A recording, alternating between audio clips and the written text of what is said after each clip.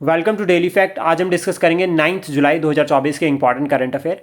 हमारा इस new initiative में टारगेट है कि करंट अफेयर के साथ जो है वो हम स्टैटिक फैक्ट्स को भी जो है वो कवर कर रहे हैं। करंट अफेयर के रिगार्डिंग हमारे सोर्सेज की अगर बात करें तो the Hindu, the Indian express, government sites plus previous year question, कि जिस तरह से पहले एग्जाम्स में क्वेश्चन पूछे गए हैं उसी तरह से ही जो है वो हम न्यू पैटर्न मतलब न्यू पैटर्न बेस्ड प्लस साथ में जिस तरह से अब नया ट्रेंड जो है वो करंट अफेयर का बना है कि करंट अफेयर को जो है वो स्टैटिक फैक्ट के साथ लिंक करके पूछा जा रहा है। तो उसी तरह से जो है हम यहाँ पर करंट अफेयर डिस्कस कर रहे हैं। अगर आप हमारे साथ नए जुड़े हो तो आप हमारे इनिशिएटिव को सब्सक्राइब कर सकते हैं, साथ में शेयर कर सकते हैं। तो चलिए डिस्कस करते हैं important current affair of the 9 जुलाई 2024, जिसमें सबसे पहला आता है new PM of the UK. जो यूनाइटेड किंगडम है इसके जो वो न्यू पीएम जो है वो अपॉइंट हुए हैं और जो न्यू पीएम है वो है कीर स्टारमर। इससे पहले जो वो ऋषि सुनक थे और ये 58th जो है वो प्राइम मिनिस्टर बने हैं। और कौन सी पार्टी से ये बिलोंग करते हैं? लेबर पार्टी से। आपको जो फैक्ट यहाँ पर याद रखना है कि जो पार्लियामेंट्री सिस्टम ऑफ जो हमने यहाँ पर गवर्नमेंट जो अडॉप्ट किया है वो हमने ब्रिटेन से फॉलो किया है। तो ये एक हिडन फैक्ट है जो हम साथ में पढ़ सकते हैं लिंक करके।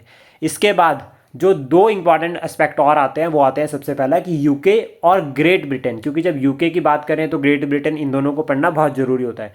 तो यूके में जो है वो जब हम यूके कहते हैं तो यहाँ पर 4 कंट्रीज जो है वो इंक्लूड होती है: स्कॉटलैंड, इंग्लैंड, वेल्स और नॉर्दर्न आइलैंड। देन उसके बाद जब हम बात करते हैं ग्रेट ब्रिटेन की तो यहाँ पर 3 जो है वो इंक्लूड होते हैं: स्कॉटलैंड, इंग्लैंड और वेल्स। नॉर्दर्न आइलैंड नहीं इंक्लूड होता। तो जब ग्रेट ब्रिटेन में नॉर्दर्न आइलैंड इंक्लूड होगा तो वो बन जाएगा यूके।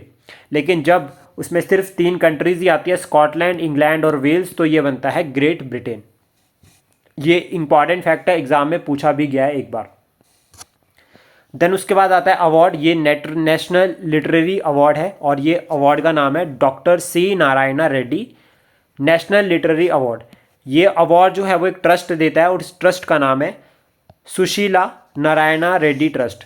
और अभी अगर हम बात करें अवार्ड की तो ये अवार्ड रिसेंटली मिला है तमिल ऑथर शिवा शंकरी को। और ये क्यों मिला है? क्योंकि उनके जो उन्होंने जो तमिल जो लिटरेचर है उसमें जो कंट्रीब्यूशंस प्ले किए हैं उसके लिए जो है वो यहाँ पर जो है वो ये अवार्ड जो है वो उनको मिला है। देन उसके बाद नेक्स्ट है हमारा यहाँ पे वर्ल्ड कस्टम ऑर्गेनाइजेशन का जो चेयरमैन है रिसेंटली अगर हम बात करें एडवर्ड कीर वेटर। ये जो है अभी रिसेंटली जो है वो उनको री इलेक्ट किया गया है, सेकंड टर्म के लिए अपॉइंट हुए हैं 2024-25 के लिए। और ये जो एडवर्ड हैं ये south African revenue services commissioner है। तो ये ध्यान रखना कि ये अभी साउथ अफ्रीकन क्या है, रेवेन्यू सर्विसेज कमिश्नर है, इनको अपॉइंट किया है। ये जो ऑर्गेनाइजेशन है ये बनी थी 26 जनवरी 1953 में। और इसका हेडक्वार्टर ये ऑर्गेनाइजेशन कहाँ बनी थी? वो बनी थी ब्रुसेल्स, बेल्जियम में।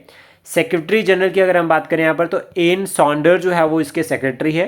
मेंबर्स की अगर हम यहाँ पे बात करें तो 186 यहाँ पर जो है मेंबर्स है इसके। देन उसके बाद है Lewis Hamilton wins British Grand Prix for record 9th time. ये 9th टाइम जो है वो ये अवार्ड जो है वो जीत चुके हैं। देन उसके बाद नेक्स्ट आता है ध्रुव सितवाला एंड अनुपमा रामाचंद्रन। इन्होंने जो है वो क्या किया है, wins Asian billiards and snooker championship held in कहाँ पर? Riyadh, Saudi Arabia. तो सबसे पहले तो यही याद रखना कि स्नूकर चैंपियनशिप और एशियन बिलियर्ड्स जो है वो कहाँ पर हुआ है आपका? रियाद, सऊदी अरेबिया में। तो ये दोनों बहुत इंपॉर्टेंट हो जाते हैं। देन उसके बाद नेक्स्ट आता है इंटीग्रेटेड ट्राइबल डेवलपमेंट प्रोग्राम। ये प्रोग्राम जो है वो नबार्ड ने लॉन्च किया था और यहाँ पर जो मेन टारगेट है इसके पीछे वो है for sustainable tribal livelihood. Tribals के लिए जो वो लाइवलीहुड को प्रमोट करना। और ट्राइबल से लिंकअप करें अगर हम तो यहाँ पर शेड्यूल 5 और शेड्यूल 6 जो है वो लिंक करता है। तो आपको कमेंट बॉक्स में बताना है कि जो शेड्यूल 6 है उसमें जो 4 स्टेट्स इंक्लूड होती है वो कौन सी है। उन स्टेट्स का नाम जो आप कमेंट बॉक्स में बता सकते हैं। और ये जो फंड, ये जो प्रोग्राम है इसको फंड कर रहा है ट्राइबल डेवलपमेंट फंड। नबार्ड की अगर हम बात करें यहाँ पर तो नबार्ड एक फाइनेंशियल इंस्टीट्यूशन है set by the government of India for the agricultural financing and the rural section.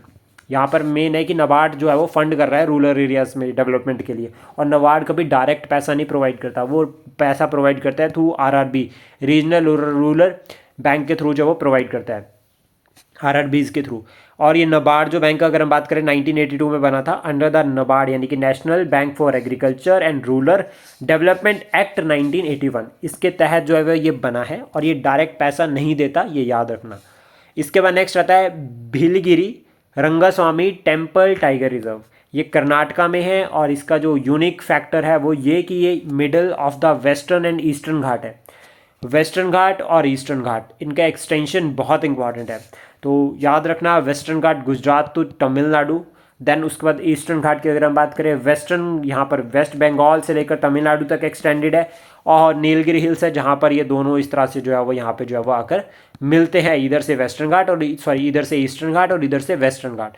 Highest peak जो है वो वेस्टर्न घाट में कौन सी है, कमेंट बॉक्स में बता सकते हैं, और ईस्टर्न घाट में हाईएस्ट पीक कौन सी है वो भी आप कमेंट बॉक्स में रिप्लाई कर सकते हैं। टाइगर रिजर्व का स्टेटस इसे मिला है 2011 में। प्रोजेक्ट टाइगर लॉन्च किया था 1973 में, और इम्पॉर्टेंट फैक्टर है कि भारत में अभी 55 जो है वो टाइगर रिजर्व है। आपको बताना है कि सबसे बड़ा टाइगर रिजर्व जो है वो कौन सी स्टेट में है और उस टाइगर रिजर्व का नाम क्या है। एग्जाम में एक बार ऑलरेडी पूछा भी गया है। देन उसके बाद नेक्स्ट आता है पंचगंगा रिवर। पंचगंगा रिवर में जो है वो अभी देखा जा रहा है कि सी लेवल जो है वो राइज हो गया है। साउथ इंडियन रिवर है, tributary of the Krishna river. Krishna river जो है वो ओरिजिनेट होती है महाबलेश्वर से, महाराष्ट्र में, इंपॉर्टेंट, और ड्रेन करती है बे ऑफ बंगाल में। और अगर आप देखोगे इस बार भी पेपर एग्जाम में यूपीएससी में पूछा गया है कि जो गोदावरी नदी है वो कौन सा जो है वो डेल्टा बनाती है, तो इस तरह से क्वेश्चन जो है वो लिंक करके बनते हैं। तो कृष्णा रिवर भी जो है वो बे ऑफ बंगाल में डेल्टा बनाती है, और वो कौन सा डेल्टा बनाती है उसका नाम जो है आप कमेंट बॉक्स में कर सकते हैं। प्लस लास्ट ईयर यहाँ से कुलेरू जो है वो कुलेरू लेक जो थी उसको लेकर क्वेश्चन जो है वो यहाँ से पूछ रखा है, तो इसलिए ये बहुत इंपॉर्टेंट हो जाता है। और अगर हम बात करें पंचगंगा की, तो ये रिवर ऑरिजिनेट होती है सह्याद्रीज में। सह्याद्री जो है वेस्टर्न घाट को महाराष्ट्र में सह्याद्री कहा जाता है, इंपॉर्टेंट है। और यहाँ पर पोल्यूशन लेवल भी जो है वो इस रिवर में जो वो इंक्रीज़ हुआ है इन लास्ट डिकेड। अगर लास्ट डिकेड की बात करें तो पोल्यूशन लेवल यहाँ पर जो है वो इंक्रीज़ हुआ है। देन उसके बाद नेक्स्ट है biodiversity beyond national jurisdiction agreement. Bharat ने अभी रिसेंटली, यानी कि हमारे जो प्राइम मिनिस्टर जी है, उन्होंने एक कैबिनेट कमेटी जो है वो कैबिनेट मीटिंग हुई थी उसको चेयर किया था, जिसमें उन्होंने कहा कि भारत जो वो अप्रूव करेगा जल्दी ही इस एग्रीमेंट को, यानी कि भारत जो है वो इस एग्रीमेंट को जल्दी ही जो है वो साइन करने वाला है। ये जो एग्रीमेंट है BBNJ, यानी कि बायोडाइवर्सिटी बियॉन्ड नेशनल ज्यूरिडिक्शन, ये एग्रीमेंट जो है यहाँ पर मेन फोकस जो है, it is an international treaty, ये एक इंटरनेशनल ट्रीटी है under the United Nations convention on the laws of the sea. Important है, यहाँ पर जो एम है वो है कि एड्रेस करना growing concerns over the long term protection of the marine biodiversity, की मेराइन डाइवर्सिटी जो बायोडाइवर्सिटी है उसकी प्रोटेक्शन की बात जो है वो यहाँ पर की है in the high seas. High seas में यहाँ पर जो मेन फोकस किया जा रहा है। देन उसके बाद अगर हम बात करें यहाँ से जो ये इनिशिएटिव है, ये SDG 14 life below the water, उसको भी यानी कि SDG को भी अचीव करने में जो है हमारी हेल्प करेगा। और SDG को अचीव करने का जो हमारा टारगेट है वो है 2030। आपको बताना है कि जो SDG है वो हमने कौन से ईयर में लॉन्च किए थे। इंपॉर्टेंट है, 17 गोल्स है, ये कौन से ईयर में लॉन्च किए थे उसका आंसर आप कमेंट बॉक्स में कर सकते हैं। और जो ये एग्रीमेंट है, ये एग्रीमेंट जो है वो साइन करने के लिए जो है वो, ये एग्रीमेंट जो है वो मार्च 2023 में जो डिसाइड किया गया था, एग्री हुए थे सभी इसके लिए, और सितंबर 2023 में जो है वो सिग्नेचर के लिए जो है वो ये ओपन हो गया है। और ये ध्यान रखना कि जब ये इम्प्लीमेंट होगा तो ये लीगली बाइंडिंग ट्रीटी होगी, इंटरनेशनली लीगली बाइंडिंग ये जो है वो रहेगा। देन उसके बाद है चंद्रावली केव, ये कर्नाटका में अभी रिसेंटली न्यूज़ में है। प्रोजेक्ट परी बहुत इंपॉर्टेंट है, प्रोजेक्ट परी, और इसके रिगार्डिंग इंपॉर्टेंट इसलिए है क्योंकि इस बार वर्ल्ड हेरिटेज कमेटी का जो 46th मीटिंग हो रही है वो कहाँ पर हो रही है, न्यू दिल्ली में। और इस मीटिंग के रिगार्डिंग जो है वो ये प्रोजेक्ट परी जो है वो यहाँ पे लॉन्च किया गया है। और किसने लॉन्च, किसका इनिशिएटिव है ये, यूनियन मिनिस्ट्री ऑफ कल्चर का जो है वो ये इनिशिएटिव है, जिसमें क्या करें डायलॉग जो आपको स्टिमुलेट किया जा रहा है, reflection, inspiration, contribution to the dynamic cultural fabric of the nation, यहाँ पर मेन फोकस है। यानी कि यहाँ पर एक तरह से जो वो डायलॉग रिफ्लेक्शंस को यहाँ पर जो परी के अंडर जो है वो प्रोजेक्ट में जो है वो मिनिस्ट्री ऑफ कल्चर ने शुरू किया है। पब्लिक आर्ट ऑफ इंडिया जो है वो परी की जो है वो फुल फॉर्म यहाँ पर रहेगी। आई होप जो करंट अफेयर का इनिशिएटिव है ये एग्जाम के लिए आपको हेल्प करेगा। Please support, share and subscribe daily fact. Thank you for today.